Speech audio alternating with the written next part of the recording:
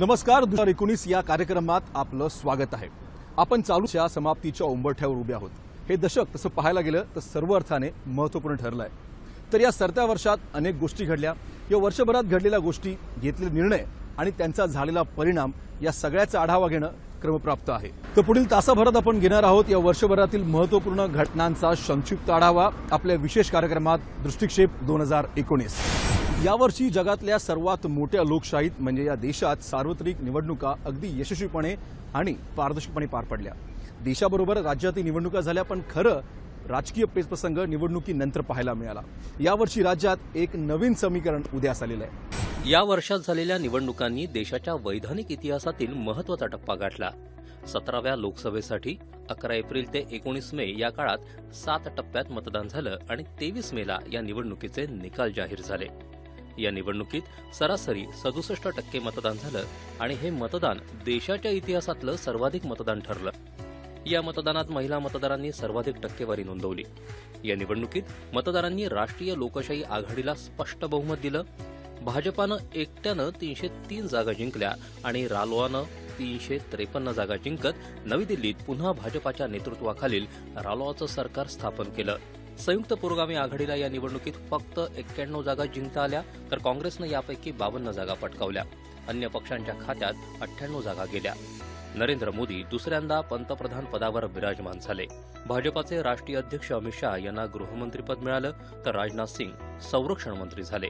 वित्तमंत्रीपदाची धुरा निर्मला सीतारामन यांच्याकडे देण्यात आली। एस जयशंकर यांना परराष्ट्र व्यवहार, नितीन गडकरी यांना परिवहन, प्रकाश जावडेकर यांना पर्यावरण आणि माहिती आणि प्रसारण मंत्रीपद मिळालं। 17व्या लोकसभेत पुन्हा निवडून आलेल्या खासदारांची संख्या गेल्या सगळ्या सार्वत्रिक निवडणुकीच्या तुलनेत लक्षणीय राहिली। या लोकसभा निवडणुकीत 70 वर्षांवरचे अत्यंत कमी खासदार आहेत। मात्र बहुतांश खासदार हे 40च्या आतले आहेत, त्यामुळे जास्तीत जास्त तरुण खासदार यंदाच्या लोकसभा निवडणुकीनं दिले। एकूण 716 महिला उमेदवारांनी 17व्या लोकसभेची निवडणूक लढवली, त्यापैकी 78 महिला खासदार निवडून आल्या। 2014च्या निवडणुकीत 62 महिला लोकसभेवर निवडून गेल्या होत्या। पहिल्या लोकसभेत केवळ 5% महिला खासदार निवडून आल्या होत्या। आता 2019 साली 17व्या लोकसभेपर्यंत हे प्रमाण 14%वर पोहोचलं आहे। यंदा 7 राज्यांच्या विधानसभा निवडणुका आणि कर्नाटक विधानसभेची बहुचर्चित पोटनिवडणूकही झाली। आंध्र प्रदेशमध्ये विधानसभा निवडणुकीत चंद्राबाबू नायडू यांच्या तेलुगू देसम पक्षाचा धुव्वा उडवत वायएसआर काँग्रेसचा विजय झाला आणि स्पष्ट बहुमत मिळवत जगनमोहन रेड्डी मुख्यमंत्री पदावर विराजमान झाले। ओदिशा विधानसभा निवडणुकीत मुख्यमंत्री नवीन पटनायक यांना सत्ता कायम ठेवण्यात यश आलं।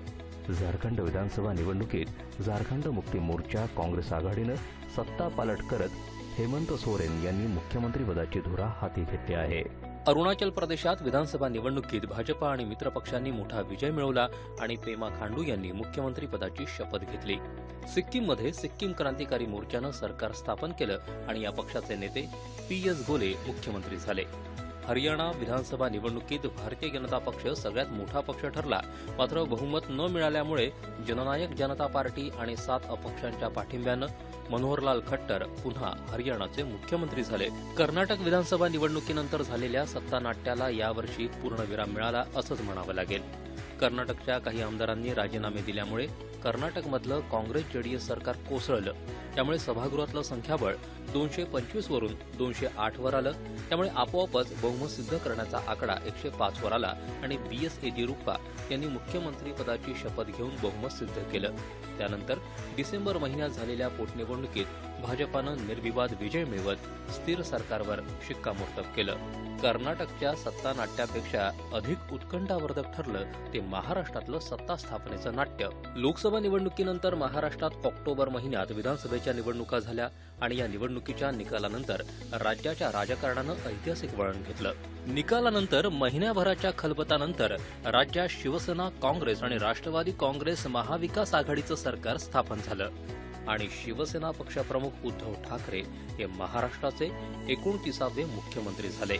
मुंबईतल्या शिवतीर्थावर झालेल्या भव्य दिव्य सोहळ्यात उद्धव ठाकरे यांनी अन्य 6 मंत्र्यांसह मुख्यमंत्रीपदाची शपथ घेतली आणि ठाकरे घराण्यातला पहिला सदस्य मुख्यमंत्रीपदी विराजमान झाला।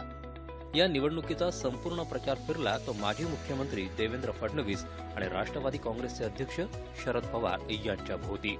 यंदा एकाच टप्प्यात राज्यातल्या 288 मतदारसंघात निवडणुकीचं मतदान झालं. निवडणुकीचे निकाल लागले आणि भाजपा शिवसेना महायुतीला जनादेश मिळाला. भाजपाला 5, शिवसेनेला 56, राष्ट्रवादी काँग्रेसला 54 तर काँग्रेसला 44 जागा मिळाल्या.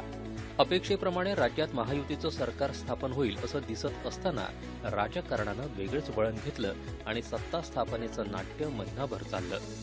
या महिनाभरात शिवसेनेनं भाजपाला वगळून काँग्रेस आणि राष्ट्रवादीला सोबत घेऊन सत्तेची मूठ बांधायला सुरुवात केली. हे सुरू असताना भाजपानं सत्ता स्थापनेसाठी असमर्थता दर्शवली. त्यानंतर या 3 पक्षांच्या बैठकांवर बैठका होत होत्या. मात्र सत्ता स्थापनेचं सूत्र आणि किमान समान कार्यक्रम काही ठरत नव्हता. हे 3 पक्ष सत्ता स्थापन करणार असं ठरल्यावर शिवसेना नेते राज्यपालांकडे सत्ता स्थापनेचा दावा करण्यासाठी गेले. मात्र काँग्रेस आणि राष्ट्रवादी काँग्रेसनं पाठिंब्याचं पत्रच दिलं नसल्यामुळे शिवसेना सत्ता स्थापनेचा दावा करू शकली नाही. त्यानंतरही या बैठकांचं सत्र सुरू असतानाच 23 नोव्हेंबरला देवेंद्र फडणवीस यांनी भाजपाचे 105 आणि राष्ट्रवादी काँग्रेसचे विधिमंडळ पक्षाचे नेते अजित पवार यांनी दिलेलं राष्ट्रवादी काँग्रेसच्या आमदारांच्या पाठिंब्याचं पत्र सादर करून सत्ता स्थापनेचा दावा केला. फडणवीस यांनी मुख्यमंत्रीपदाची आणि राष्ट्रवादी काँग्रेसचे विधिमंडळ पक्षनेते अजित पवार यांनी उपमुख्यमंत्रीपदाची शपथ घेतली.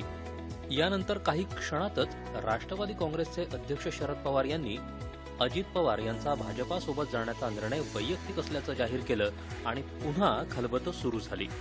या शपथविधी विरोधात शिवसेना, काँग्रेस आणि राष्ट्रवादी काँग्रेसनं सर्वोच्च न्यायालयात आव्हान दिलं आणि न्यायालयानं बहुमत सिद्ध करताना गुप्त मतदान न घेता खुलं मतदान घेऊन त्याचं चित्रीकरण करण्याचे आदेश दिले. याच्या मधल्या काळात अजित पवार यांची राष्ट्रवादी काँग्रेसच्या विधिमंडळ पक्षनेतेपदावरून हकालपट्टी करण्यात आली. मात्र राष्ट्रवादीच्या नेत्यांकडून अजित पवार यांचं मन वळवण्याचे प्रयत्न सुरूच होते. दरम्यानच्या काळात राष्ट्रवादीचे सर्व आमदार पक्षात परतले होते. या सगळ्या नाट्यावर कडी म्हणजे 3 दिवसातच अजित पवार यांनी उपमुख्यमंत्री पदाचा राजीनामा दिल्यानंतर मुख्यमंत्री फडणवीस यांनी आपला राजीनामा राज्यपालांकडे सोपवला आणि देवेंद्र फडणवीस यांचं सरकार 3 दिवसातच कोसळलं. या सगळ्या घडामोडींनंतर शिवसेना, काँग्रेस आणि राष्ट्रवादीनं आपल्या सत्ता स्थापनेच्या हालचाली गतिमान केल्या आणि शिवसेना पक्षप्रमुख उद्धव ठाकरे यांच्या मुख्यमंत्रीपदावर शिक्कामोर्तब केलं. उद्धव ठाकरे यांच्यासोबत शिवसेनेचे एकनाथ शिंदे, सुभाष देसाई, काँग्रेसचे बाळासाहेब थोरात, नितीन राऊत आणि राष्ट्रवादीच्या छगन भुजबळ आणि जयंत पाटील यांनी मंत्रिपदाची शपथ घेतली आणि सत्ता स्थापनेसाठी महिनाभर सुरू असलेल्या या राजकीय नाट्याला पूर्णविराम मिळाला. अधिवेशनाच्या शेवटच्या दिवशी शेतकऱ्यांना 2 लाखांपर्यंतचं कर्ज माफ करण्याची घोषणा मुख्यमंत्री उद्धव ठाकरे यांनी केली. महाविकास आघाडी सरकारचा मंत्रिमंडळ विस्तार वर्ष अखेरीला 30 डिसेंबरला झाला. राज्यपाल भगतसिंग कोश्यारी यांनी राष्ट्रवादी काँग्रेसचे अजित पवार यांना उपमुख्यमंत्री पदाची शपथ दिली. यासह 25 कॅबिनेट तर 10 राज्यमंत्र्यांनाही पद आणि गोपनीयतेची शपथ दिली. यावर्षी संसदेमध्ये महत्त्वाचे निर्णय घेण्यात आले तर महत्त्वाचे कायदे देखील बनवण्यात आले. सर्वात महत्त्वाचं म्हणजे काश्मीर खोऱ्यातून 370 कलम हटवण्याबाबतचा. खरं तर महिलांच्या बाबतीत देखील अनेक महत्त्वपूर्ण निर्णय घेण्यात आले. खास करून मुस्लिम महिलांसाठी ट्रिपल तलाक यातून संरक्षण देण्यासाठी ट्रिपल तलाकचा कायदा यावेळी संसदेने पारित केला. अनेक वर्षापासून चालत आलेला राम जन्मभूमीचा पेच देखील यावर्षी सुटला. सुप्रीम कोर्टाने अनेक पक्षकारांचं मत जाणून घेऊन शेवटी आपला आदेश दिला आणि या आदेशामुळेच आता अयोध्येमध्ये राम मंदिराचा मार्ग मोकळा झाला. यावर्षी लागू झालेला सर्वात महत्त्वाचा कायदा म्हणजे जम्मू काश्मीर पुनर्रचना विधेयक. केंद्रीय गृहमंत्री अमित शहा यांनी ते संसदेत मांडलं आणि संसदेत मंजूर करून घेतलं. या कायद्यामुळे जम्मू काश्मीरला विशेष दर्जा देणारं कलम 370 रद्द झालं आणि जम्मू काश्मीर केंद्रशासित प्रदेश म्हणून अस्तित्वात आला. यामुळे जम्मू काश्मीरमध्ये विकासाची कवाडं खुली झाली आणि या कायद्यानं भारताच्या इतिहासात आणखी एक पान लिहिलं गेलं. या कायद्यानुसार जम्मू काश्मीर आणि लडाख असे 2 केंद्रशासित प्रदेश 31 ऑक्टोबरला म्हणजे राष्ट्रीय एकता दिनाच्या दिवशी अस्तित्वात आले. केंद्र सरकारच्या या निर्णयाचं मोठ्या प्रमाणात स्वागत झालं. यापूर्वी निधी वितरण आणि विकास कामांसाठी दुर्लक्षित राहिलेल्या लडाखमध्ये या निर्णयाचा आनंदोत्सव साजरा करण्यात आला. या निर्णयानंतर जम्मू काश्मीरमध्ये 15 दिवस संचारबंदी लागू करण्यात आली होती. त्यानंतर इथलं जनजीवन पूर्वपदावर आल्याची मोहर उमटवली ती पंचायत समिती निवडणुकांनी. जम्मू काश्मीरमध्ये गेल्या कित्येक वर्षांनंतर पंचायत समितीच्या निवडणुका यशस्वीरित्या पार पडल्या. जम्मू काश्मीर आणि लडाख केंद्रशासित झाल्यामुळे केंद्र सरकारच्या योजना, लाभ जनतेपर्यंत पोहोचायला मदत होणार आहे. जम्मू काश्मीरला पर्यटनाच्या दृष्टीने महत्त्व आहे. या निर्णयामुळे पर्यटन व्यवसाय वाढीला लागून अनेक रोजगाराच्या संधी उपलब्ध होऊन गुंतवणुकीचा मार्ग सुकर होणार आहे. सामाजिक आघाडीवर मुस्लिम महिलांना न्याय देणाऱ्या तिहेरी तलाक प्रतिबंधक कायदा विधेयक संसदेनं मंजूर करून सामाजिक क्रांतीच्या दिशेनं आणखी एक पाऊल टाकलं. या कायद्यामुळे तोंडी तलाक देणं बेकायदेशीर ठरलं असून त्रिवार तलाक देणाऱ्या व्यक्तीला 3 वर्ष तुरुंगवासाच्या शिक्षेची तरतूद या कायद्यात आहे. खुल्या प्रवर्गातील आर्थिकदृष्ट्या दुर्बल घटनांना नोकरी आणि शैक्षणिक संस्थांमध्ये 10% आरक्षण देणारं 124वी घटनादुरुस्ती विधेयक संसदेनं बहुमतानं मंजूर केलं. आरक्षण देताना आर्थिक निकष लावण्याची ही पहिलीच वेळ होती. संपूर्ण महाराष्ट्राचं लक्ष लागून असलेल्या मराठा आरक्षणाच्या विरोधातील याचिका मुंबई उच्च न्यायालयानं यावर्षी फेटाळल्या. त्यामुळे मराठा समाजाला राज्यात शिक्षणामध्ये 12 तर शासकीय नोकऱ्यांमध्ये 13% आरक्षण मिळणार यावर शिक्कामोर्तब झालं. संसदेनं तृतीयपंथीयांच्या हक्कांचं संरक्षण करणारं विधेयक मंजूर करून तृतीयपंथीयांना समाजाच्या मुख्य प्रवाहात आणण्याचा प्रयत्न केला.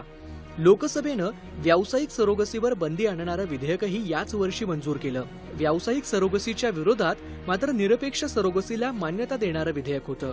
लोकसभेत वादळी चर्चेनंतर राष्ट्रीय तपास यंत्रणा सुधारणा विधेयक 2019 मंजूर झालं. या कायद्यामुळे आता राष्ट्रीय तपास यंत्रणेला एखाद्या गंभीर गुन्ह्याच्या तपासासाठी परदेशातही तपास करण्याचे अधिकार मिळाले आहेत. संसदेनं संमत केलेल्या बेकायदा कृत्य प्रतिबंधक सुधारणा विधेयकामुळे एका व्यक्तीलाही दहशतवादी घोषित करण्याचे आणि त्याची मालमत्ता जप्त करण्याचे अधिकार सरकारी तपास यंत्रणांना प्राप्त झाले आहेत. संसदेच्या हिवाळी अधिवेशनात नागरिकत्व सुधारणा विधेयक मंजूर झाल्यामुळे पाकिस्तान, अफगाणिस्तान आणि बांगलादेशमध्ये झालेल्या धार्मिक अत्याचारांमुळे भारतात स्थलांतरित झालेल्या हिंदू, जैन, शीख, बौद्ध, पारशी, ख्रिस्ती या समुदायातल्या निर्वासितांना भारताचं नागरिकत्व प्राप्त होणार आहे. ईशान्य भारतातील काही भागात हा कायदा लागू होणार नाही. या कायद्याबाबत समर्थनार्थ आणि विरोधासाठी अशा दोन्ही विचारधारा प्रकर्षाने दिसून आल्या. वाहतूक नियमांचं उल्लंघन केल्यास जबर दंडाची तरतूद असणारं मोटार वाहन सुधारणा विधेयक मंजूर झाल्यामुळे बेदरकारपणे गाडी चालवणाऱ्यांना चाप बसायला मदत होत आहे. हिट अँड रनच्या प्रकरणात मृतांच्या कुटुंबियांना सरकारकडून 2 लाख रुपयांची नुकसान भरपाई देण्याची तरतूद या कायद्यामध्ये आहे. मोटार वाहन अपघात निधीची स्थापना करून त्या निधीतून अपघातग्रस्तांना विमा संरक्षण या कायद्यामुळे प्राप्त होणार आहे. संपूर्ण देशाचं लक्ष लागलेल्या अयोध्या भूमी वाद प्रकरणावर सर्वोच्च न्यायालयानं 9 नोव्हेंबरला ऐतिहासिक निकाल दिला. सरन्यायाधीश रंजन गोगोई यांच्या अध्यक्षतेखालील 5 सदस्यीय घटनापीठानं एकमुखानं दिलेल्या निकालानुसार प्रभू रामाचं कायदेशीर अस्तित्व मान्य करून अयोध्येतील वादग्रस्त जागा रामलल्लाचीच असण्याचा निर्णय दिला. एप्रिल महिन्यात न्यासाची स्थापना करून अयोध्येत याच जागेवर राममंदिर बांधण्यात यावं आणि मस्जिदीसाठी 5 एकर पर्यायी जागा देण्यात यावी असे निर्देश न्यायालयानं केंद्र सरकारला दिले. राफेलच्या कथित गैरव्यवहाराच्या चौकशीची गरज नसल्याचं मत सर्वोच्च न्यायालयानं व्यक्त केलं. फ्रान्सच्या डसॉल्ट एव्हिएशन कंपनीकडून 36 राफेल लढाऊ विमानं खरेदी करण्याच्या मुद्द्यावर मोदी सरकारला निर्दोषत्व बहाल केलं. पाकिस्तानात बालाकोट इथले दहशतवादी तळ उद्ध्वस्त करून भारतानं अगदी त्वरेनं निर्णायक हवाई कारवाई केली. ही कारवाई म्हणजे पुलवामा दहशतवादी हल्ल्याला भारतानं दिलेलं चोख आणि सडेतोड प्रत्युत्तर होतं. कारण पुलवामा हल्ला म्हणजे भारताच्या स्वाभिमानाला दिलेलं मोठं आव्हान होतं. या कारवाईच्या निमित्तानं संपूर्ण जगानं भारताच्या सशस्त्र दलाचं शौर्य आणि धैर्य पाहिलं. राफेल लढाऊ विमानांचा लष्कराच्या ताफ्यात समावेश झाल्यामुळे भारताची लष्करी सिद्धता ही कित्येक पटीनं वाढली. चला तर मग पाहूया या वर्षी या संदर्भात काय काय घडलं ते. 14 फेब्रुवारी 2019 हा देशासाठी काळा दिवस ठरला.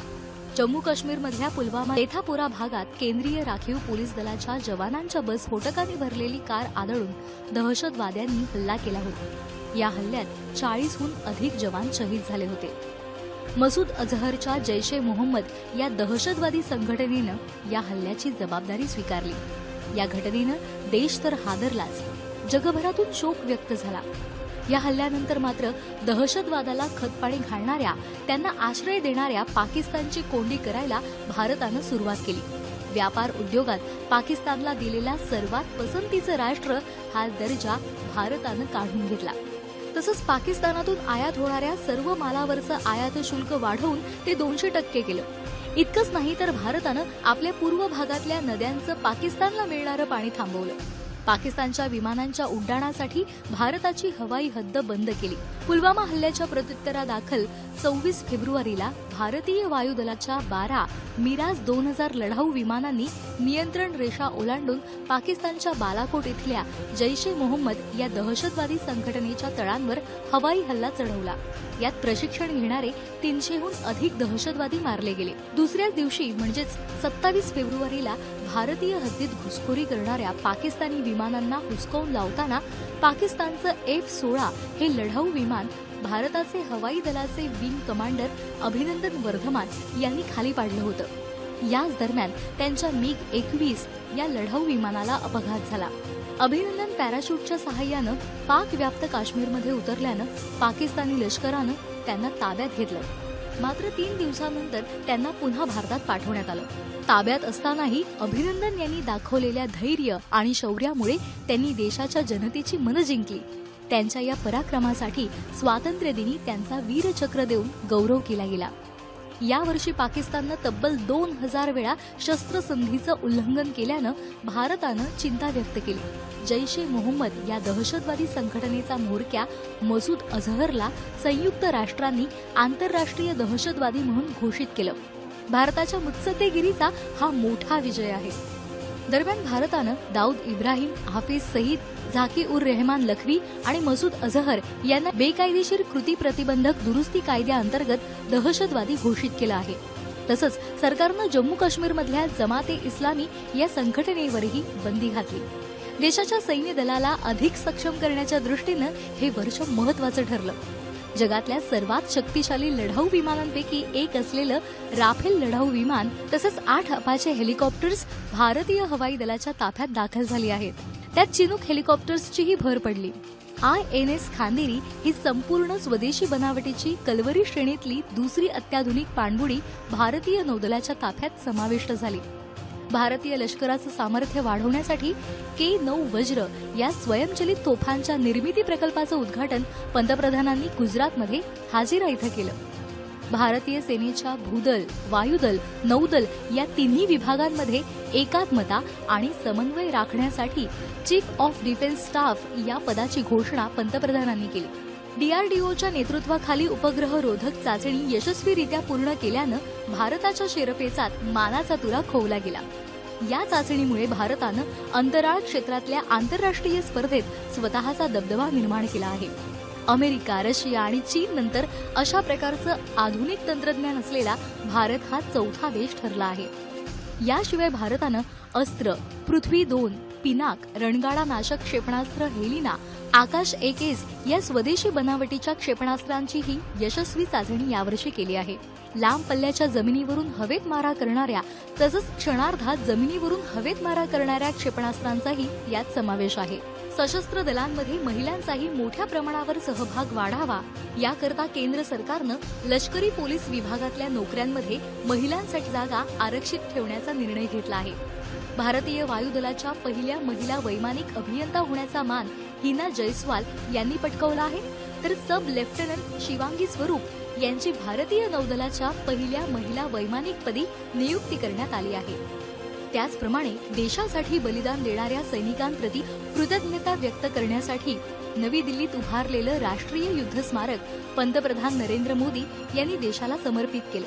गडचिरोलीत भूसुरुंग स्फोटात 15 सुरक्षा कर्मचारी शहीद झाल्याची दुर्घटनाही यावर्षी घडली.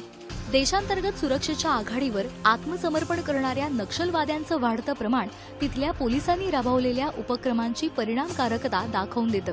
आसाम राज्यातल्या नागरिकांची यादी जाहीर करणारी बहुचर्चित राष्ट्रीय व नोंदणी पुस्तिका यावर्षी प्रकाशित झाली. यात एकूण 3,11,00,000 लोकांचा समावेश असून 19,06,657 जणांची नावं वगळली आहेत. 1984 साली झालेल्या आसाम करारानुसार 25 मार्च 1971 नंतर आसाममध्ये मुख्यत्वे बांगलादेशातून अवैधपणे येऊन स्थायिक झालेल्या लोकांना हुडकणं हा या राष्ट्रीय नागरिक नोंदणी पुस्तिकेचा महत्वाचा उद्देश आहे.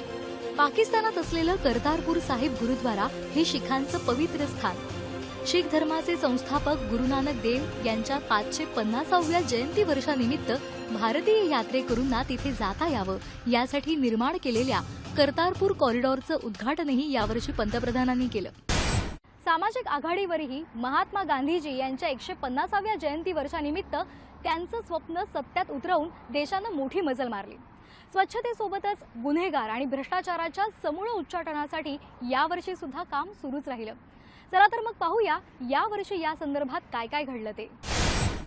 2019 हे वर्ष संपूर्ण देशानं महात्मा गांधीजींचं 150वं जयंती वर्ष म्हणून उत्साहानं साजरे केलं।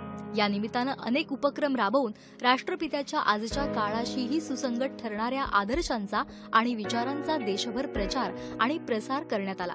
ग्रामीण भारत पूर्णपणे हागणदारी मुक्त झाल्याची औपचारिक आणि अधिकृत घोषणा 2 ऑक्टोबर या गांधीजींच्या जयंतीदिनी करून पंतप्रधान नरेंद्र मोदी यांनी बापूजींना 150व्या जयंतीची एक आगळी वेगळी अनुरूप अशी भेट दिली। दरवर्षी होणाऱ्या राष्ट्रीय स्वच्छता सर्वेक्षणानुसार यावर्षीही मध्य प्रदेशातल्या इंदूरला देशातल्या सर्वात स्वच्छ शहराचा पुरस्कार सलग 3ऱ्यांदा जाहीर झाला। स्वच्छ शक्ती 2019 हे देशातल्या महिला सरपंचांची पहिली परिषद हरियाणात कुरुक्षेत्र इथं झाली। पर्यावरण रक्षणाचा गांधीजींनी घालून दिलेला आदर्श पुढे नेण्यासाठी प्लास्टिकचा वापर टाळण्याची राष्ट्रव्यापी मोहीम केंद्र सरकारनं राबवली। गांधीजींनी शारीरिक तंदुरुस्ती आणि साध्या काटकसरी आरोग्यपूर्ण दिनचर्येला दिलेल्या महत्त्वाचं प्रतिबिंब पंतप्रधान नरेंद्र मोदी यांनी राबवलेल्या फिट इंडिया मोहिमेत उमटलेलं दिसून आलं। ब्लॉगिंगच्या माध्यमातून स्वच्छ भारत आणि तंदुरुस्त नागरिकांचा भारत यांचा सुंदर मिलाप दिसून आला आणि या मोहिमेचं नेतृत्व पंतप्रधानांनी स्वतःच्या सक्रिय सहभागानं पुढाकार घेत केलं। दांडी यात्रेच्या वर्धापन दिनी गुजरातमध्ये नवसारीतल्या दांडी इथं पंतप्रधान नरेंद्र मोदी यांनी मिठाच्या सत्याग्रहाच्या राष्ट्रीय स्मारकाचं उद्घाटन केलं। आधुनिक युगात पाण्याला आलेलं सोन्याचं महत्त्व जाणून केंद्र सरकारनं जलसंसाधन, नदी विकास आणि गंगा पुनरुज्जीवन तसंच पिण्यायोग्य पाणी आणि सांडपाणी व्यवस्थापन या 3 विभागांचं एकत्रीकरण करून संपूर्णपणे पाण्याला समर्पित असं एकच जलशक्ती मंत्रालय निर्माण करण्यात आलं। जलजीवन मोहीम आणि जनजागृती करणारी जलशक्ती मोहीम या 2 योजना पंतप्रधानांनी त्याच अनुषंगानं राबवल्या। आयुष्मान भारत या जगातल्या सर्वात मोठ्या आरोग्य विमा योजनेला यावर्षी 1 वर्ष पूर्ण झालं आणि या 1 वर्षात 10 कोटींहून अधिक लाभार्थ्यांना या योजनेमुळे फायदा झाला। प्रधानमंत्री उज्ज्वला योजनेअंतर्गत यावर्षी LPGच्या 8 कोटी जोडण्यांचं वितरण झालं। युवा वर्गातलं ई-सिगारेट धूम्रपानाचं वाढतं प्रमाण रोखण्यासाठी ई-सिगारेटवर बंदी घालणारा अध्यादेश केंद्र सरकारनं यावर्षी जारी केला। यावर्षी झालेल्या प्रयागराज कुंभमेळ्याची सर्वात मोठा वाहतूक आणि गर्दी व्यवस्थापन नियोजन आराखडा, माझ्या शहराची रंगरंगोटी मोहिमेअंतर्गत सार्वजनिक स्थळांची रंगरंगोटी करणारा सर्वात मोठा उपक्रम आणि सांडपाणी तसंच कचऱ्याची विल्हेवाट लावणारी सर्वात मोठी यंत्रणा या 3 क्षेत्रांच्या बाबतीत गिनीज बुक ऑफ वर्ल्ड रेकॉर्डमध्ये नोंद झाली। गुजरातमधल्या सरदार वल्लभभाई पटेल यांच्या स्टॅच्यू ऑफ युनिटी या एकतेचं प्रतीक असणाऱ्या पुतळ्याची टाइम या आंतरराष्ट्रीय नियतकालिकाच्या यावर्षीच्या सर्वोत्तम 100 ठिकाणांमध्ये गणना झाली। देशाची चित्रपट नगरी असलेल्या मुंबईत भारतीय चित्रपटांच्या राष्ट्रीय संग्रहालयाचं उद्घाटन पंतप्रधान नरेंद्र मोदी यांनी यावर्षी केलं। दिल्लीच्या लाल किल्ला संकुलात उभारलेल्या नेताजी सुभाषचंद्र बोस संग्रहालय, पहिलं महायुद्ध आणि जालियनवाला बाग हत्याकांडावर आधारित याद ए जालियन संग्रहालय, 1857च्या भारताच्या पहिल्या स्वातंत्र्य युद्धावर आधारित संग्रहालय आणि भारतीय कलांवर आधारित दृश्य कला संग्रहालय यांचं उद्घाटन यावर्षी केलं। देशाच्या स्वातंत्र्य युद्धात हौतात्म्य पत्करलेल्या अनाम वीरांना आझादी के दिवानी या संग्रहालयाचं उद्घाटनही पंतप्रधानांच्या हस्ते यावर्षी झालं। राष्ट्रपिता महात्मा गांधी यांचे शिष्य आणि भूदान चळवळीचे प्रणेते आचार्य विनोबा भावे यांचे 125वं जयंती वर्ष यावर्षी साजरं झालं। ज्येष्ठ साहित्यिक गदी माडगुळकर आणि पु ल देशपांडे, ज्येष्ठ संगीतकार सुधीर फडके यांच्या जन्मशताब्दी वर्षाची यावर्षी सांगता झाली। भ्रष्टाचाराविरोधात लढा यावर्षीही सुरूच राहिला। विजय मल्ल्या आणि नीरव मोदी या दोघांना फरार आर्थिक गुन्हेगार म्हणून घोषित करण्यात आलं। त्याचप्रमाणे मेहुल चोक्सी आणि झाकीर नाईक यांनाही फरार आर्थिक गुन्हेगार घोषित करावं यासाठी सक्तवसुली संचालनालयानं न्यायालयात धाव घेतली आहे। काँग्रेसचे ज्येष्ठ नेते आणि माजी वित्तमंत्री पी चिदंबरम यांना INX मीडिया आर्थिक गैरव्यवहार प्रकरणी सक्तवसुली संचालनालयानं यावर्षी अटक केली। तिहार तुरुंगातल्या 105 दिवसांच्या कोठडीनंतर अखेर सर्वोच्च न्यायालयानं त्यांना या प्रकरणी जामीन मंजूर केला। चिदंबरम आणि त्यांचा मुलगा कार्ती चिदंबरम हे एअरसेल मॅक्सिस प्रकरणीही अंतरिम जामिनावर आहेत. महाराष्ट्र नवनिर्माण सेनेचे अध्यक्ष राज ठाकरे आणि मनसेचे नेते नितीन सरदेसाई यांचीही IL आणि FS घोटाळा प्रकरणी ईडी म्हणजेच सक्तवसुली संचालनालयानं चौकशी केली. माजी मंत्री सुरेश जैन, गुलाबराव देवकर यांच्यासह इतर 46 जण घरकुल घोटाळ्या प्रकरणी दोषी ठरले. कुख्यात गुंड दाऊद इब्राहिम याचा जवळचा साथीदार इक्बाल मिर्चीसोबत बेकायदेशीर मालमत्ता गैरव्यवहार केल्याच्या आरोपावरून राष्ट्रवादी काँग्रेसचे नेते प्रफुल्ल पटेल यांची ईडीनं तब्बल 12 तास चौकशी केली. भारतीय नागरिकांची ऑनलाईन गोपनीयता आणि सुरक्षितता न राखल्याबद्दल केंद्र सरकारनं व्हॉट्सअॅप या अमेरिका स्थित समाज माध्यमाला जाहीरपणे खडसावलं. वर्षाच्या अखेरीला तेलंगणात हैदराबाद इथं एका 26 वर्षांच्या पशुवैद्य युवतीवर झालेला बलात्कार आणि तिला जिवंत जाळण्याच्या अमानुष दुर्घटनेनं संपूर्ण देश हादरला. हैदराबाद प्रकरणात मात्र 4 आरोपींना तात्काळ अटक झाली आणि घटनास्थळी गुन्ह्याचा धांदोळा घेण्यासाठी आरोपींना नेलं असता पिस्तूल हिसकावून पळून जाण्याच्या प्रयत्नात पोलिसांशी झालेल्या चकमकीत हे 4 आरोपी ठारही झाले. निर्भया बलात्कार प्रकरणात ठोठावण्यात आलेल्या फाशीची शिक्षा रद्द करण्याची मागणी करणाऱ्या दोषींची दया याचिका फेटाळावी अशी शिफारस केंद्रीय गृह मंत्रालयानं राष्ट्रपतींना केली. दिल्लीतल्या निर्भया सामूहिक अत्याचार आणि हत्येप्रकरणी दोषी अक्षय कुमार सिंगनं दाखल केलेली पुनर्विचार याचिका सर्वोच्च न्यायालयानं फेटाळली. त्यामुळे 4ही दोषींची फाशीची शिक्षा कायम राहणार आहे. उन्नाव बलात्कार प्रकरणी भाजपाचा निलंबित आमदार कुलदीप सिंह सेंगर याला दिल्लीच्या न्यायालयानं जन्मठेपेची शिक्षा सुनावली आहे. अश्रू दाटून आलेल्या इस्रो प्रमुखांचं पंतप्रधान नरेंद्र मोदी करत असलेल्या सांत्वनाच्या दृश्यांची विज्ञान इतिहासातल्या सर्वाधिक भावपूर्ण क्षणांपैकी एक क्षण म्हणून नोंद होईल. भारतानं अवकाश कार्यक्रमात मोठी झेप घेतली असून चांद्रयान-2 आपल्या अंतरिक्ष मोहिमेतलं महत्त्वाचं पाऊल ठरलंय. दुसरीकडे बदलतं हवामान, पूर, दुष्काळ आणि अवकाळी पाऊस यांचे वाढते प्रसंग यामुळे पर्यावरण संरक्षणाला शाश्वत विकास कार्यक्रमात केंद्रस्थान मिळालं आहे. अंतरिक्ष, विज्ञान आणि शाश्वत विकास या क्षेत्रातलं हे वर्ष कसं होतं यावर टाकलेला हा दृष्टिक्षेप. चांद्रयान-2 ही भारताची ऐतिहासिक भरारी असून या मोहिमेनं तंत्रज्ञान क्षेत्रातलं भारताचं बलस्थान सिद्ध केलंय. इस्रोच्या या आधीच्या मोहिमांपेक्षा ही मोहीम मैलाचा दगड ठरली. या यानात कक्षाभ्रमर म्हणजेच ऑर्बिटर, लँडर आणि रोवर यांचा समावेश करण्यात आला असून हे सगळं भारतात विकसित करण्यात आलंय. चांद्रयान-2 यशस्वीरित्या अवकाशात झेपावल्यानंतर निर्धारित वेळेत विक्रम लँडर ऑर्बिटरपासून वेगळं झालं. त्यानंतर 6 सप्टेंबर 2019ला विक्रम लँडरचं चंद्रावर सॉफ्ट लँडिंग करणं अपेक्षित होतं. मात्र चांद्रयान अवघं 2.1 किलोमीटरवर असताना विक्रम लँडरशी असलेला संपर्क तुटला. ही घटना वगळता चांद्रयान-2 मोहिमेनं आपली 99% उद्दिष्ट पूर्ण केली. ही मोहीम वर्षभर सुरू राहणार आहे. चांद्रयान व्यतिरिक्त इस्रोनं GSAT-31 या भारताच्या अत्याधुनिक संचार उपग्रहाचं फ्रेंच गयाना इथून प्रक्षेपण केलं. तसंच हा उपग्रह भारताचा जुना संप्रेषण उपग्रह INSAT-4 ची जागा घेईल. इस्रोनं RISAT-2BR-1 या अर्थ इमेजिंग सॅटेलाइटचंही यशस्वी प्रक्षेपण केलं. PSLVद्वारे प्रक्षेपित केलेला हा 50वा उपग्रह आहे. सीमेवरील देखरेखीसाठी या उपग्रहाचा उपयोग होईल. 2019 मध्ये इस्रोकडून कलामसॅट V2 या हलक्या उपग्रहाचंही निर्धारित कक्षेत यशस्वीरित्या प्रक्षेपण करण्यात आलं. इस्रोचं पुढचं महत्वाकांक्षी अभियान म्हणजे गगनयान. ही मोहीम डिसेंबर 2021 मध्ये सुरू होणार आहे. या मोहिमेच्या माध्यमातून भारत पहिल्यांदा स्वबळावर आपला अंतराळवीर अवकाशात पाठवणार आहे. दुसरीकडे भावी पिढीला विज्ञान आणि तंत्रज्ञानाबद्दल गोडी निर्माण व्हावी या उद्देशानं इस्रोनं विद्यार्थ्यांसाठी संवाद, युवकांसाठी प्रेरणास्त्रोत या कार्यक्रमाचं आयोजन केलं होतं.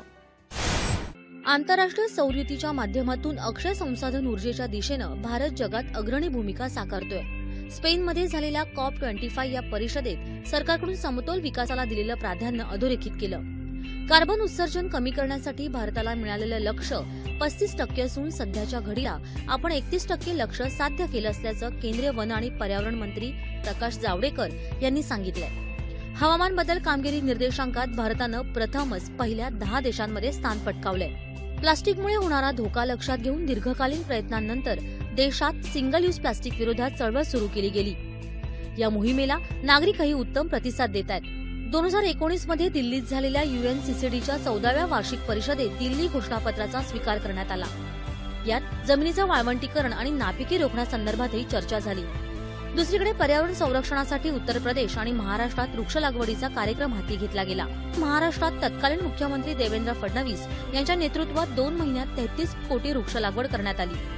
सेल्फी विथ सॅपलिंग म्हणत पर्यावरण संरक्षण आणि वृक्ष लागवडीसाठी नागरिकांना प्रोत्साहित केलं गेलं. नागरिकांकडूनही या उपक्रमांना चांगला प्रतिसाद मिळाला. वाघांच्या संवर्धनासाठी केलेल्या प्रयत्नांमुळे गेल्या 12 वर्षात देशात वाघांच्या संख्येत दुपटीनं वाढ झाल्याचं चित्र दिसून आलंय. सध्या देशात 2967 वाघ आहेत. दिल्ली प्रदूषण आणि पेंढा जळणीचा मुद्दा 2019 मध्येही दिसून आला. यावर मात करण्यासाठी राष्ट्रीय स्वच्छ हवा कार्यक्रम सुरू करण्यात आला होता. या कार्यक्रमाच्या माध्यमातून 5 वर्षांकरता शहरी भागात वाढणाऱ्या प्रदूषणाला रोखण्यासाठी कृती आराखडा तयार करण्यात आला आहे. तर पर्यावरणीय मंजुरीसाठी राज्य पातळीवर परिवेश एकल खिडकी केंद्र सुरू करण्यात आलंय. पूर, दुष्काळ यासह अवकाळी पाऊस यासारख्या वाढत्या घटनांनी जणू हवामान बदलाचाच इशारा दिला आहे. समुद्रकिनारा असलेल्या राज्यांना यावर्षीही चक्रीवादळांचा सामना करावा लागला. फणी, वायू, महा त्याचबरोबर क्यार आणि बुलबुल सारख्या चक्रीवादळांनी वादळाची तीव्रता आणि परिणाम दाखवून दिले. मात्र आपत्ती निवारण दलाच्या चोख कामगिरीमुळे मदत आणि बचाव कार्य वेगानं पार पडलं. यावर्षी मान्सूनचं आगमन वेळेच्या 2 आठवडे उशिरानं झालं. त्यामुळे देशातल्या अनेक जिल्ह्यांना दुष्काळाला तोंड द्यावं लागलं. राज्यात विदर्भ आणि मराठवाड्याला याचा सर्वाधिक फटका बसला.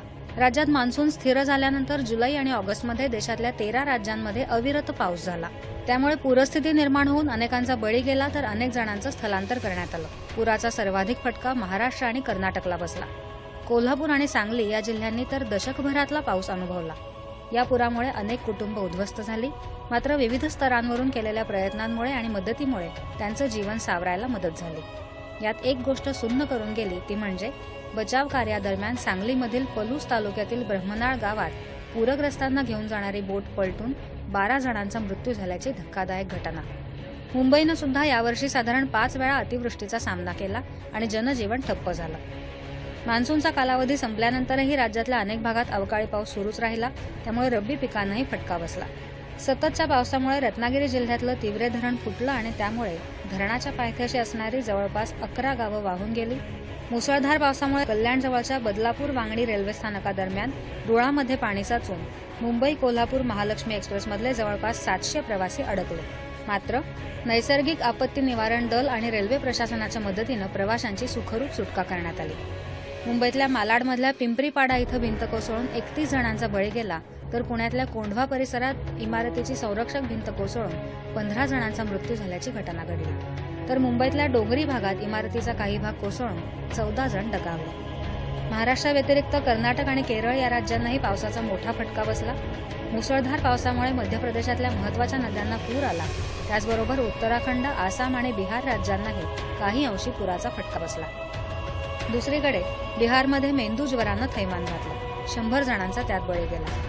आंध्र प्रदेशमध्ये गोदावरी नदीत नौका उलटून 28 जणांना जलसमाधी मिळाली. दिल्लीत अनाज मंडी परिसरात कारखान्याच्या इमारतीला लागलेल्या आगीत 43 जणांचा मृत्यू झाला. 5 लाख कोटी डॉलरची अर्थव्यवस्था होण्याच्या दिशेनं भारत वेगानं वाटचाल करतोय. सार्वजनिक क्षेत्रातल्या बँकांचं विलिनीकरण, वस्तू आणि सेवा करातली सुसूत्रता तसंच कॉर्पोरेट कंपन्यांच्या करात केलेली कपात, शेअर बाजारातली तेजी आणि जागतिक बँकेच्या ईज ऑफ डुईंग बिझनेसच्या मानांकनात भारताचं सुधारलेलं स्थान या सगळ्याच्या पार्श्वभूमीवर भारत हे उद्दिष्ट साध्य करेल असा नक्कीच विश्वास वाटतो. जगातील 6वी सर्वात मोठी अर्थव्यवस्था असलेल्या भारतीय अर्थव्यवस्थेनं 2024 पर्यंत $5 ट्रिलियन तर 2030 पर्यंत $10 ट्रिलियन अर्थव्यवस्था होण्याचं उद्दिष्ट ठेवलं आहे. सरकारनं सातत्यानं उचललेल्या पावलांमुळे जागतिक व्यापार सुलभता क्रमवारीत भारतानं 63व्या स्थानावरून अंतरिम अर्थसंकल्प सुधारणाविषयक अनेक उपायांची घोषणा सरकारनं केली. आधीच्या कार्यकाळातला सुधारणांचा गाडा लोकसभा निवडणुकीनंतर स्थापन झालेल्या नव्या सरकारनंही सुरू ठेवला. कृषी क्षेत्रात परिवर्तन घडवणारी प्रधानमंत्री किसान योजना सरकारनं सुरू केली. सुरुवातीला लघु आणि अल्पभूधारक शेतकऱ्यांना वर्षाला 6,000 रुपयांचं सहाय्य देणारी ही योजना नंतर सर्व शेतकऱ्यांसाठी लागू करण्यात आली. 15,000 रुपयांपर्यंत उत्पन्न असणाऱ्या असंघटित क्षेत्रातल्या कामगारांना 3,000 रुपयांचं निवृत्ती वेतन देणारी प्रधानमंत्री श्रमयोगी मानधन योजना जाहीर करण्यात आली. त्याचबरोबर वर्षाला 1.5 कोटींपेक्षा कमी उलाढाल असलेले 3 कोटी छोटे दुकानदार आणि किरकोळ व्यापारी यांना निवृत्ती वेतन देणारी प्रधानमंत्री कर्मयोगी मानधन योजनाही घोषित करण्यात आली. वैयक्तिक करदात्यासाठी प्राप्तिकर कर सवलतीसाठी उत्पन्न मर्यादा 5 लाख रुपयांपर्यंत करण्यात आली तर स्टँडर्ड डिडक्शन मर्यादा वाढवून 50,000 करण्यात आली. गुंतवणूक विकासाच्या माध्यमातून पायाभूत सुविधा, डिजिटल अर्थव्यवस्था तसंच लघु आणि मध्यम उद्योगात रोजगार निर्मिती यावर भर देण्यात आला. ऊर्जा वाहतुकीवर लक्ष केंद्रित करून 3 वर्षांसाठी 10,000 कोटी रुपयांची तरतूद करण्यात आली. यामध्ये हायब्रिड आणि इलेक्ट्रिक वाहनांच्या निर्मितीच्या दुसऱ्या टप्प्यासाठीही तरतूद आहे. महामार्गावरील टोल नाक्यांवरील कोंडी टाळण्यासाठी व त्याचबरोबर टोल वसुलीतील गळती बंद करण्यासाठी 15 डिसेंबरपासून फास्टॅग अनिवार्य करण्यात आलं आहे. बिमल जलान समितीने रिझर्व्ह बँकेच्या 1,76,00,000 कोटी रुपयांचा अतिरिक्त निधी सरकारकडे लाभांश म्हणून हस्तांतरित करायला मान्यता दिली. कर आकारणीच्या आघाडीवर केंद्र सरकारनं अस्तित्वात असलेल्या कंपन्यांच्या कॉर्पोरेट कराच्या दरात 34.94% वरून 25.17% कपात केली. नवीन स्थानिक कंपन्यांसाठी हा दर 15% राहील. या कपातीमुळे भारतातील पायाभूत कॉर्पोरेट कराचा पाया इतर देशांच्या तुलनेत स्पर्धात्मक झाला असून गुंतवणुकीला आता चालना मिळेल. 2019 मध्ये वस्तू सेवा करांच्या दरात अर्थात जीएसटीच्या दरात अधिक सुसूत्रता आणण्यात आली. यामुळे पर्यटन क्षेत्र, चित्रपट, बांधकाम आणि एमएसएमई क्षेत्राला चालना मिळेल. $5 ट्रिलियन अर्थव्यवस्थेचं स्वप्न साकार करण्याच्या दिशेनं मार्गक्रमण करताना सरकारनं देशातल्या सार्वजनिक क्षेत्रातल्या नामांकित बँकांच्या विलिनीकरणाची घोषणा केली. विलिनीकरणामुळे या बँकांची संख्या 27 वरून 12 इतकी झाली आहे. बँक ऑफ बडोदाचं देना आणि विजया बँक बरोबर प्रस्तावित विलिनीकरण 1 एप्रिलपासून अंमलात आलं. सार्वजनिक क्षेत्रातल्या 12 बँकांना 48,239 कोटी रुपयांचं भांडवल द्यायला सरकारनं मंजुरी दिली. आवश्यक भांडवल राखण्यासाठी तसंच विकासाला चालना देणं सुनिश्चित करण्यासाठी या उपाययोजना करण्यात आल्या. दिल्ली ते कटरा स्थानकादरम्यान वंदे भारत एक्सप्रेस ही मध्यम जलदगतीची रेल्वे गाडी नवी दिल्ली रेल्वे स्थानकापासून सुरू करण्यात आली. ही गाडी दिल्ली वाराणसी मार्गावरही धावते. आयआरसीटीसीने 14 फेब्रुवारी रोजी नागपूरहून समानता एक्सप्रेस ही नवीन गाडी सुरू केली. ही गाडी गौतम बुद्ध आणि घटनेचे शिल्पकार डॉक्टर बाबासाहेब आंबेडकर यांच्याशी संबंधित प्रमुख ठिकाणांच्या मार्गाने जाणार आहे. पंतप्रधान नरेंद्र मोदी यांनी झारखंडमधल्या रांची इथून देशाच्या दुसऱ्या मल्टीमॉडल कार्गो टर्मिनलचं ऑनलाईन उद्घाटन केलं. जलमार्ग विकास प्रकल्पांतर्गत गंगा नदीवर बांधण्यात येणाऱ्या 3 मल्टीमॉडल टर्मिनलपैकी हे दुसरं टर्मिनल आहे. यावर्षी नॅशनल कॉमन मोबिलिटी कार्ड सुरू करण्यात आलं. या कार्डचा वापर देशभरात कुठेही सार्वजनिक वाहतूक तिकिटाचे पैसे भरण्यासाठी, मेट्रो, बस आणि उपनगरीय रेल्वेगाड्यांचा तसंच टोल आणि पार्किंगसाठी करता येणार आहे. याशिवाय या कार्डचा डेबिट आणि क्रेडिट कार्ड सारखाही वापर करण्यात येईल. एक राष्ट्र एक कार्ड असा त्याचा उल्लेख करण्यात आला आहे. अवकाळी पावसानं कांद्याच्या किमतीत झालेल्या बेसुमार वाढीवर नियंत्रण आणण्यासाठी सरकारनं अनेक उपाययोजना केल्या. कांद्याच्या दरवाढीवर नियंत्रणासाठी घाऊक आणि किरकोळ कांदा व्यापाऱ्यांचा कांदा साठवणुकीची मर्यादा अनुक्रमे 25 टन आणि 5 टन अशी निश्चित करण्यात आली. या आर्थिक वर्षात घडलेला सर्वात मोठा आर्थिक घोटाळा म्हणजे 4,355 कोटींचा पीएमसी बँक घोटाळा. या प्रकरणात राकेश कुमार वाधवान आणि त्यांचा मुलगा आणि बँकेचे व्यवस्थापकीय संचालक सारंग यांना मुंबई पोलिसांच्या आर्थिक गुन्हे शाखेनं अटक केलं. रिझर्व्ह बँकेने पीएमसी बँकेच्या खातेदारांवर 6 महिन्यांसाठी बँकेतून रक्कम काढण्यावर निर्बंध घातले होते. मात्र हळूहळू हे निर्बंध शिथिल करण्यात आले. यासारख्या प्रकरणांची चौकशी करण्यासाठी केंद्रीय वित्त मंत्रालयाने उच्चस्तरीय समितीची स्थापना केली. ही समिती सहकारी बँकांच्या व्यवहारावर नियंत्रण ठेवण्याचं काम करणार आहे. महत्वाच्या एनबीएफसी, आयएलएनएफएस वित्तीय संस्थांनी कर्ज बुडवल्यामुळे बाजारात चिंतेचं वातावरण निर्माण झालं. नॉन बँकिंग फायनान्शियल कंपनी क्षेत्रात आलेल्या या मंदीच्या लाटेचे आर्थिक संकटात रूपांतर करणारी आणखी एक घटना घडली. ती म्हणजे डीएचएफएल गृहकर्ज कंपनीला सन 2018-19 या वर्षातील 4थ्या तिमाहीत सुमारे 2,223 कोटींचा तोटा सोसावा लागला. या सर्व आर्थिक डबघाईच्या परिस्थितीचं गांभीर्य अधिकच वाढलं, कारण भारताच्या सर्वात जुन्या खासगी विमानसेवा देणारी जेट एअरवेज ही कंपनी बंद पडली आणि मे महिन्यात अनिल अंबानींची रिलायन्स कम्युनिकेशन कंपनी दिवाळखोर ठरली. दरम्यान राष्ट्रीय कंपनी कायदा न्यायाधिकरणानं अर्धन्यायालयीन अपीलांवर निर्णय देत टाटा सन्सच्या कार्यकारी अध्यक्ष पदावरून अकार्यक्षमतेचा ठपका ठेवल्यानं हटवण्यात आलेले सायरस मिस्त्री यांना दोषमुक्त ठरवत या पदावर पुन्हा नियुक्त करावे असे निर्देश दिले. भारत सरकारनं गृह उद्योग क्षेत्राला चालना देण्याच्या उद्देशानं सुमारे 25,000 कोटी रुपयांची तरतूद करण्याची घोषणा केली. या आर्थिक तरतुदीमुळे अल्प आणि मध्यम उत्पन्न गटातील लोकांना अग्रक्रमाने गृहकर्ज उपलब्ध होणार आहेत. भारत सरकारच्या काळा पैसा आणि भ्रष्टाचार विरोधातील मोहिमेला मोठे यश मिळालंय. स्विस बँकेनं भारत सरकारला त्यांच्याकडील खातेदारांचे तपशील देणारी कागदपत्र सुपूर्द केली आहेत. देशातील शेअर बाजारात देखील या वर्षात अभूतपूर्व अशी तेजी पाहायला मिळाली. सोन्याच्या दरानं 38,000 रुपये प्रति तोळ्याचा टप्पा पार केला. तसंच सेन्सेक्स आणि निफ्टीच्या दरांनी प्रथमच इतकी मोठी उसळी घेतली. मुंबईतल्या बहुचर्चित किनारी मार्ग प्रकल्पाचा मार्ग यंदा मोकळा झाला. या मार्गासाठी महानगरपालिकेला मिळालेली CRZची परवानगी मुंबई उच्च न्यायालयानं रद्द केली होती. या डिसेंबर महिन्यात सर्वोच्च न्यायालयानं उच्च न्यायालयाच्या निर्णयाला स्थगिती दिली. सुमारे 14,000 कोटी रुपयांच्या या मार्गाचं काम आता लवकरच सुरू होणार आहे. यावर्षी मुंबई आणि नागपूर मेट्रोच्या विस्तारालाही चालना मिळाली. पंतप्रधान नरेंद्र मोदी यांनी मुंबईत 3 नव्या मेट्रो रेल मार्गांची आणि मेट्रो भवनाची पायाभरणी केली. ईशान्य भारतातल्या विकास प्रकल्पांनाही यावर्षी मोठ्या प्रमाणात चालना देण्यात आली, ज्यामध्ये डीडी अरुण प्रभा या अरुणाचल प्रदेशसाठी समर्पित 24 तास उपग्रह वाहिनीचा समावेश आहे. चित्रपटाची पायरसी रोखण्याच्या दृष्टीने सिनेमॅटोग्राफ कायदा कठोर केल्यामुळे सिनेक्षेत्रानं समाधान व्यक्त केलं. यावर्षी भारतीय मुत्सद्देगिरीनं एक नवीन उंची गाठली आहे. दहशतवादापासून हवामान बदलविषयक सर्वच मुद्द्यांवर भारताची कामगिरी पाहता भारत महासत्ता होण्याच्या दिशेनं पावलं टाकत असल्याचं चित्र दिसतंय. भारतीय वंशाच्या नागरिकांशी पंतप्रधान नरेंद्र मोदी यांनी हाऊडी मोदी यासारख्या कार्यक्रमातून साधलेला संवाद अतिशय लोकप्रिय आणि प्रभावी ठरला. घेऊया याचा एक परामर्श. भारताच्या राजनैतिक संबंधांनी यंदा आंतरराष्ट्रीय पातळीवर मोठी उंची गाठली. पंतप्रधान नरेंद्र मोदींनी संयुक्त राष्ट्र आमसभेत केलेल्या भाषणात दहशतवादाविरुद्धची भारताची कठोर भूमिका ठामपणे मांडली. काश्मीर मुद्दा आंतरराष्ट्रीय पातळीवर नेण्याचे पाकिस्तानचे सर्व प्रयत्न भारतानं मुत्सद्देगिरीच्या माध्यमातून हाणून पाडले. राष्ट्रपिता महात्मा गांधी यांच्या 150व्या जयंतीच्या पार्श्वभूमीवर पंतप्रधानांनी गांधीजींच्या शांतता आणि सौहार्द ही मूल्ये पुन्हा एकदा अधोरेखित केली. पंतप्रधान मोदी यांच्या अमेरिका दौऱ्यात हाऊडी मोदी या कार्यक्रमाला भारतीय वंशाचे 50,000हून अधिक लोक उपस्थित होते. हा काळ भारत अमेरिका संबंधांच्या दृष्टीनं महत्वाचा असल्याचं मत तज्ज्ञांनी व्यक्त केलं. व्लादिवोस्टोक इथल्या ईस्टर्न इकॉनॉमिक फोरमच्या परिषदेलाही पंतप्रधान उपस्थित राहिले. रशियाच्या पूर्वेकडील टोकाला भेट देणारे ते पहिलेच भारतीय पंतप्रधान ठरले. या परिषदेमुळे भारत आणि रशियामध्ये असलेले जुने संबंध, सामरिक अणुऊर्जा आणि शांततेसाठी अंतराळाचा वापर या क्षेत्रात आणखी दृढ होतील. जपानच्या ओसाका शहरात झालेल्या 14व्या G20 शिखर परिषदेत पंतप्रधान नरेंद्र मोदी यांनी सहभाग घेऊन विविध विषयांवर चर्चा केली. या चर्चेत त्यांचा मुख्य भर आपत्ती निवारण क्षमता वाढवण्यावर होता. या जपान भेटीदरम्यान पंतप्रधानांनी जय समिट म्हणजे जपान, अमेरिका, भारत या देशांच्या त्रिकोणी बैठकीत सहभाग घेऊन भारत प्रशांत क्षेत्रात संपर्क आणि पायाभूत सुविधांचा विकास करण्यावर चर्चा केली. पंतप्रधान नरेंद्र मोदी रशिया, इंडिया आणि चायना यांच्या रिक समिटमध्येही सहभागी झाले.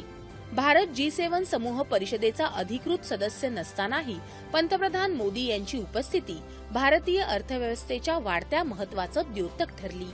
एकदाच वापरात येणाऱ्या प्लास्टिकचं उच्चाटन, जलसंवर्धन, सौर ऊर्जेला प्राधान्य आणि शाश्वत भविष्यासाठी निसर्गाचं संवर्धन यावर नरेंद्र मोदी यांनी यावेळी भर दिला.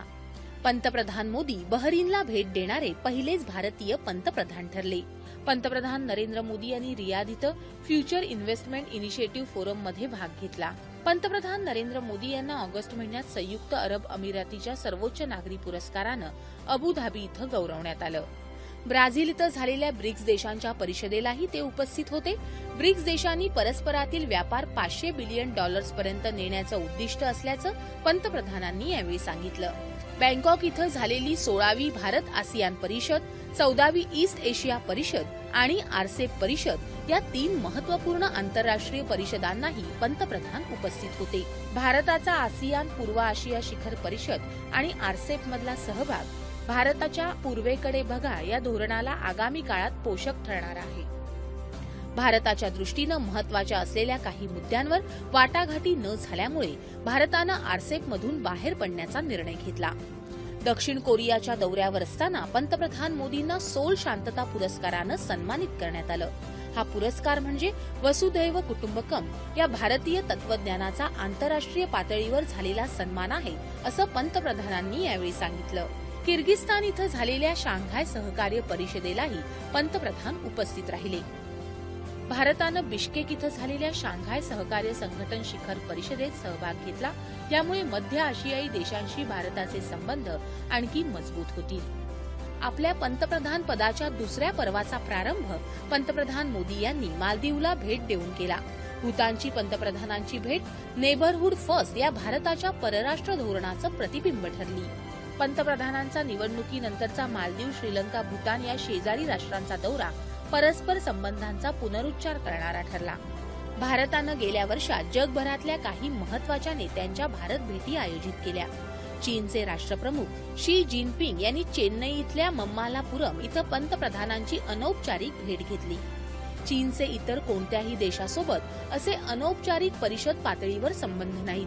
त्यामुळे या भेटीचं महत्त्व अनेक अर्थानं अधोरेखित झालं. यावर्षी आंतरराष्ट्रीय स्तरावर अनेक महत्वाच्या घडामोडी घडल्या. अमेरिकेचे राष्ट्राध्यक्ष डोनाल्ड ट्रम्प यांना महाभियोग प्रक्रियेला सामोरं जावं लागलं. त्याचप्रमाणे यंदा अमेरिकेनं हवामान बदलासंदर्भातल्या पॅरिस आणि युनेस्को करारातून माघार घेतली. अमेरिका आणि चीनमध्ये व्यापार युद्ध सुरू झालं होतं. मात्र काही काळानंतर व्यापारासंदर्भात उभय देशांमध्ये चर्चा सुरू झाली आणि हा तणाव काहीसा आता निवळला आहे. चीन सरकारला यावर्षी मोठ्या आंदोलनाला सामोरं जावं लागलं. हाँगकाँगच्या स्वायत्तेवर गदा आणल्याच्या विरोधात हे आंदोलन करण्यात आलं आणि हे आंदोलन जास्त काळ चाललं. ब्रिटनमध्ये झालेल्या सार्वत्रिक निवडणुकांमध्ये ब्रेक्झिटला समर्थन देणाऱ्या हुजूर पक्षाचा विजय झाला आणि बोरिस जॉन्सन पंतप्रधानपदी विराजमान झाले. श्रीलंकेतही यंदा वेगवान राजकीय घडामोडी घडल्या. श्रीलंकेच्या राष्ट्रपतीपदी गोटाबाया राजपक्षे यांची निवड झाली, तर पंतप्रधानपदी त्यांचेच भाऊ महिंदा राजपक्षे यांची वर्णी लागली. त्यापूर्वी श्रीलंकेत ईस्टर संडेच्या दिवशी झालेल्या आत्मघाती दहशतवादी हल्ल्यात सुमारे 250 लोकांचा मृत्यू झाला. पाकिस्तानला यंदा खूप मोठ्या आर्थिक संकटाला सामोरं जावं लागलं. पाकिस्तानला आंतरराष्ट्रीय आर्थिक कृती दलानं करड्या यादीत टाकलं. देशद्रोहाचा आरोप लावत पाकिस्तानचे माजी लष्कर प्रमुख परवेज मुशर्रफ यांना पाकिस्तानच्या सर्वोच्च न्यायालयानं फाशीची शिक्षा सुनावली. बांगलादेशमध्ये वर्षाच्या सुरुवातीलाच शेख हसीना यांचा अवामी लीग पक्ष पुन्हा सत्तेत आला. मध्य आशियात येमेनमध्ये नागरी युद्ध सुरूच आहे.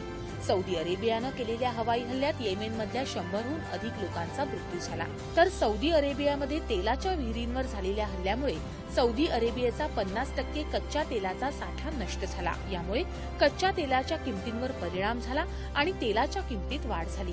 यावर्षी हवामान बदलाच्या संदर्भात 16 वर्षांच्या ग्रेटा थनबर्ग हिनं आवाज उठवला आणि संयुक्त राष्ट्रांमध्ये यावर भाषण करत हवामान बदलांमुळे होणारे परिणाम तिने अधोरेखित केले. अमेरिकेनं केलेल्या वेगवेगळ्या कारवायांमध्ये इस्लामिक स्टेटचा नेता अबू बकर अल बगदादी याला ठार केलं आणि दुसऱ्या एका कारवाईत ओसामा बिन लादेनचा मुलगा हमजा बिन लादेनला कंठस्नान घातलं. आंतरराष्ट्रीय स्तरावर भारताला यावर्षी मोठा विजय मिळाला. पाकिस्तानच्या न्यायालयानं फाशीची शिक्षा सुनावलेले भारतीय माजी नौदल अधिकारी कुलभूषण जाधव यांच्या फाशीच्या शिक्षेला स्थगिती देण्याचा निर्णय आंतरराष्ट्रीय न्यायालयानं यावर्षी दिला. या खटल्यात भारतानं भक्कमपणे आपली बाजू मांडत पाकिस्तानला उघडं पाडलं. क्रीडा विश्वात देखील आपल्या भारतीय खेळाडूंच्या कामगिरीमुळे एक चमकदार कामगिरी यावर्षी भारतानं केली. अर्थात आपल्या जिद्दीच्या, जोराच्या आणि कर्तृत्वाच्या चिकाटीमुळेच भारतानं विज्ञान, साहित्य आणि कला क्षेत्रात देखील अनेक पुरस्कार पटकावले. स्वित्झर्लंडमध्ये बसेल इथं झालेल्या जागतिक बॅडमिंटन महासंघाच्या जागतिक बॅडमिंटन अजिंक्यपद या बॅडमिंटन जगतातल्या सर्वोच्च स्पर्धेच्या महिला एकेरीचं विजेतेपद पटकावत भारताच्या PV सिंधूनं इतिहास घडवला. कुठल्याही भारतीय खेळाडूनं ही स्पर्धा पहिल्यांदा जिंकण्याचा मान सिंधूनं मिळवला. B साई प्रणितनं या स्पर्धेत पुरुष एकेरीचं कांस्य पदक जिंकून 34 वर्षांनंतर भारताला हा बहुमान मिळवून दिला. भारतीय क्रिकेटमध्ये यावर्षी अनेक वैशिष्ट्यपूर्ण घडामोडी घडल्या. भारतात आणि भारतीय संघानं प्रथमच गुलाबी चेंडूनं खेळलेला दिवसरात्र कसोटी सामना यांचा यात समावेश आहे. यंदा इंग्लंडमध्ये झालेल्या विश्वचषक क्रिकेट स्पर्धेत इंग्लंडनं कारकिर्दीत पहिल्यांदाच विश्वचषक पटकावला. भारताचा कर्णधार विराट कोहली 20,000 धावा सर्वात कमी डावांमध्ये पूर्ण करणारा जगातला पहिला क्रिकेटपटू ठरला. BCCI या भारतीय क्रिकेट नियामक मंडळाच्या 39व्या अध्यक्षपदी माजी कर्णधार सौरव गांगुली यांची नियुक्ती झाली. आंतरराष्ट्रीय क्रिकेट परिषदेच्या ICC हॉल ऑफ फेम या सन्मानानं क्रिकेटचा देव सचिन तेंडुलकर याचा यावर्षी सन्मान करण्यात आला. विदर्भानं यावर्षी रणजी तसंच इराणी करंडक जिंकून राष्ट्रीय स्तरावर सर्वोत्तम क्रिकेट संघ होण्याचा मान पटकावला. टेनिसच्या 4ही ग्रँड स्लॅम स्पर्धांमध्ये पुरुष एकेरीत नोवाक जोकोविच आणि राफेल नदाल यांनी आपलं वर्चस्व राखलं. महिला एकेरीत मात्र नवोदित खेळाडूंनी आपलं अस्तित्व दाखवून दिलं. कुठलंही एक ग्रँड स्लॅम विजेतेपद सर्वाधिक वेळा पटकावण्याचा विक्रमही नदालनं 12वं फ्रेंच विजेतेपद पटकावून आपल्या नावावर केला. यावर्षी महिला आणि पुरुष हॉकी संघाची कामगिरी ही एकंदर चांगलीच राहिली. महिला संघानं जपानमध्ये हिरोशिमा इथं झालेल्या वुमन्स सिरीज फायनल स्पर्धेचं विजेतेपद, तर पुरुष संघानं भारतात ओदिशात भुवनेश्वर इथं झालेल्या मेन सिरीज फायनल स्पर्धेचं जेतेपद पटकावलं. जागतिक मुष्टियुद्ध अजिंक्यपद स्पर्धेत पुरुष आणि महिला मिळून सर्वाधिक पदकं मिळवण्याचा मान भारताची महिला मुष्टियोद्धा मेरी कोम हिनं पटकावला. अमित पांघलनं जागतिक मुष्टियुद्ध स्पर्धेत रौप्य पदक जिंकून अशी कामगिरी करणारा पहिला भारतीय मुष्टियोद्धा ठरत नवा इतिहास रचला. कुस्तीपटू दीपक पुनियानं जागतिक कुस्ती स्पर्धेच्या फ्री स्टाईल प्रकारात 86 किलो वजनी गटात रौप्य पदक पटकावलं. तसंच या गटाच्या जागतिक क्रमवारीत अव्वल स्थानही गाठलं. विनेश फोगटनं महिलांच्या स्पर्धेत कांस्य पदक जिंकलं. बजरंग पुनिया आणि रविकुमारसह दीपक आणि विनेश हे 4 भारतीय मल्ल टोकियो ऑलिम्पिकसाठी पात्र ठरले आहेत. भारताची धावपटू हिमा दासनं यावर्षी आंतरराष्ट्रीय पातळीवर अवघ्या 3 आठवड्यांमध्ये 5 सुवर्ण पदकं जिंकली. नेमबाज अपूर्वी चंडेलानं यावर्षी विश्वचषक नेमबाजी स्पर्धांच्या 2 वेगवेगळ्या टप्प्यांमध्ये महिलांच्या 10 मीटर एअर रायफल प्रकारात प्रत्येक टप्प्यात 1 याप्रमाणे एकूण 2 सुवर्ण पदकं जिंकली. भारताचा सर्वात सातत्यपूर्ण बिलियर्डपटू म्हणून ओळखल्या जाणाऱ्या पंकज अडवाणीनं यावर्षी जागतिक बिलियर्ड्स अजिंक्यपद स्पर्धेच्या 150 अप प्रकाराचं जगज्जेतेपद पटकावून आपल्या खात्यात 22व्या जगज्जेतेपदाची भर घातली. मलेशियात क्वालालंपूर इथं झालेल्या आशियाई स्क्वॅश अजिंक्यपद स्पर्धेच्या दोन्ही गटांचं विजेतेपद भारताच्या सौरव घोषाल आणि जोशना चिन्नप्पा यांनी पटकावलं. भारतात क्रीडा संस्कृती रुजावी म्हणून केंद्र सरकारनं सुरू केलेल्या खेलो इंडियाचं यजमानपद यावर्षी महाराष्ट्रानं भूषवलं. पुण्यात बालेवाडीतल्या शिवछत्रपती क्रीडानगरीत पार पडलेल्या या स्पर्धेत 85 सुवर्ण पदकं, 62 रौप्य आणि 81 कांस्य अशी 228 पदकं पटकावत महाराष्ट्र राज्य अव्वल स्थानी राहिलं. कुस्तीपटू बजरंग पुनिया आणि महिला दिव्यांग ॲथलीट दीपा मलिक यांना यावर्षीचा सर्वोत्कृष्ट क्रीडापटूचा राजीव गांधी खेलरत्न हा सर्वोच्च राष्ट्रीय क्रीडा पुरस्कार मिळाला. यावर्षी भारतरत्न हा भारताचा सर्वोच्च नागरी पुरस्कार माजी राष्ट्रपती प्रणव मुखर्जी यांना प्रदान करण्यात आला. त्यांच्यासोबत भारतीय राजकारणातील ऋषितुल्य व्यक्तिमत्व नानाजी देशमुख आणि ज्येष्ठ संगीतकार भूपेन हजारिका यांनाही मरणोत्तर भारतरत्न जाहीर झाला. मानाच्या आंतरराष्ट्रीय पुरस्कारानं पंतप्रधान नरेंद्र मोदी यांचा सन्मान करण्यात आला. देशात यशस्वीपणे स्वच्छता अभियान राबवल्याबद्दल पंतप्रधान नरेंद्र मोदी यांना बिल अँड मेलिंडा गेट्स फाउंडेशनचा प्रतिष्ठित ग्लोबल गोलकीपर्स पुरस्कारानं गौरवण्यात आलं. फाउंडेशनचे अध्यक्ष बिल गेट्स यांनी पंतप्रधान मोदींना हा पुरस्कार देऊन त्यांचा सन्मान केला. राष्ट्रपती रामनाथ कोविंद यांनी पद्म पुरस्कारांची घोषणा केली. शिवशाहीर बाबासाहेब पुरंदरे, लोकगायिका तिजनबाई, जिबुतीचे राष्ट्राध्यक्ष इस्माईल ओमर गुलेह, एलएनटीचे अध्यक्ष अनिल कुमार नाईक पद्म विभूषण पुरस्काराचे मानकरी ठरले. एकूण 112 जणांना यावर्षी पद्म पुरस्कारानं गौरवण्यात आलं. अर्थशास्त्राचा नोबेल पुरस्कार भारतीय वंशाचे अमेरिकन नागरिक अभिजित बॅनर्जी यांना जाहीर झाला. त्यांच्यासोबत बॅनर्जी यांच्या पत्नी एस्टर डफलो आणि मायकल क्रेमर यांनाही संयुक्तपणे हा पुरस्कार देण्यात आला. वैश्विक गरिबी समूळ नष्ट करण्याच्या प्रयोगावर त्यांनी केलेल्या संशोधनासाठी त्यांना हा सन्मान बहाल करण्यात आला.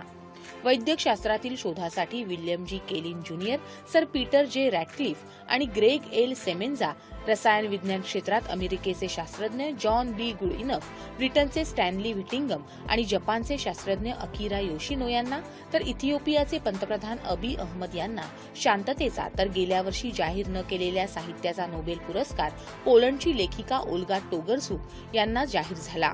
यावर्षीचा साहित्याचा नोबेल पुरस्कार ऑस्ट्रियाचे कादंबरीकार आणि नाटककार पीटर हँडकी यांना जाहीर झाला.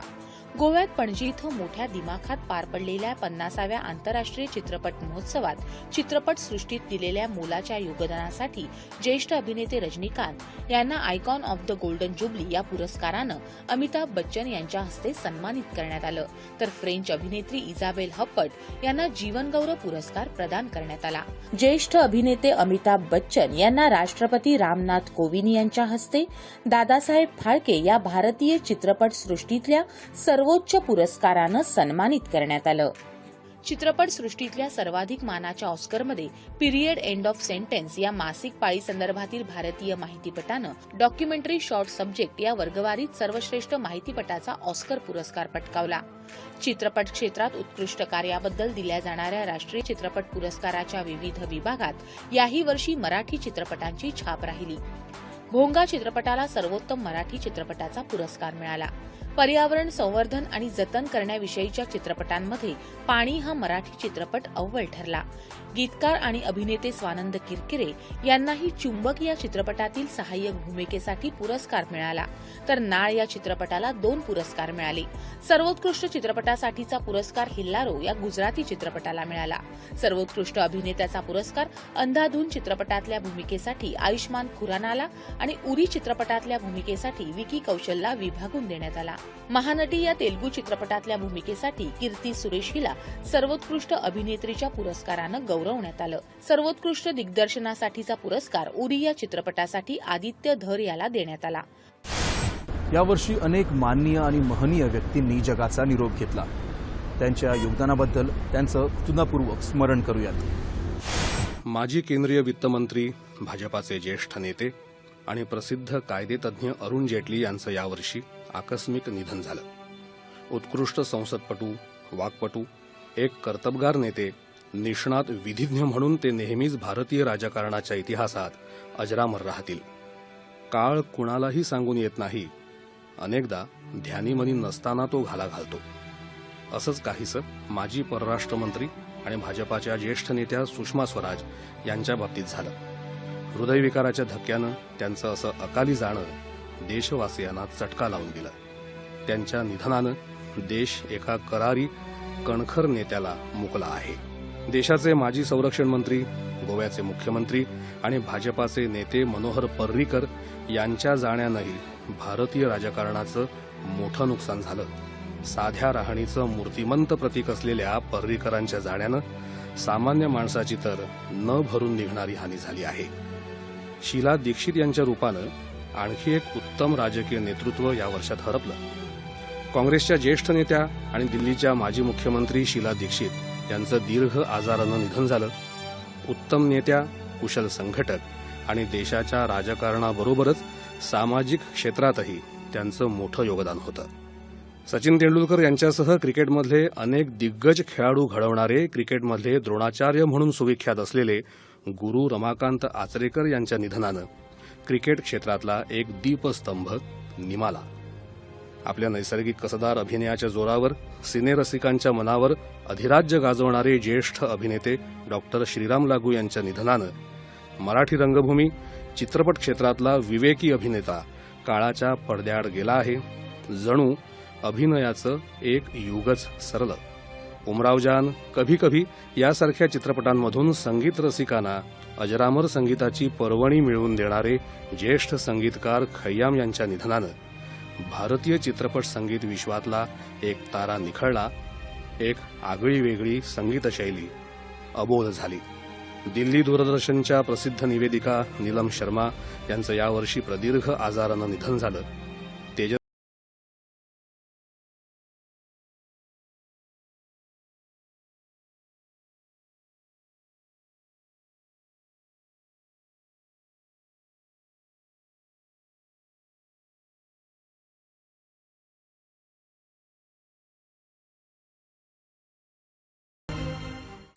तर 2019च्या महत्त्वपूर्ण घटनांचा धावता आढावा आपण दृष्टिक्षेप 2019 या कार्यक्रमात घेतला. आता मात्र चाहूल लागली आहे ती म्हणजे 2020. येत्या वर्षात देखील भारताची सकारात्मक वाटचाल सर्व क्षेत्रात चालत राहो अशी अपेक्षा. आपल्या सर्व प्रेक्षकांना नवीन वर्षाच्या मनपूर्वक शुभेच्छा. धन्यवाद.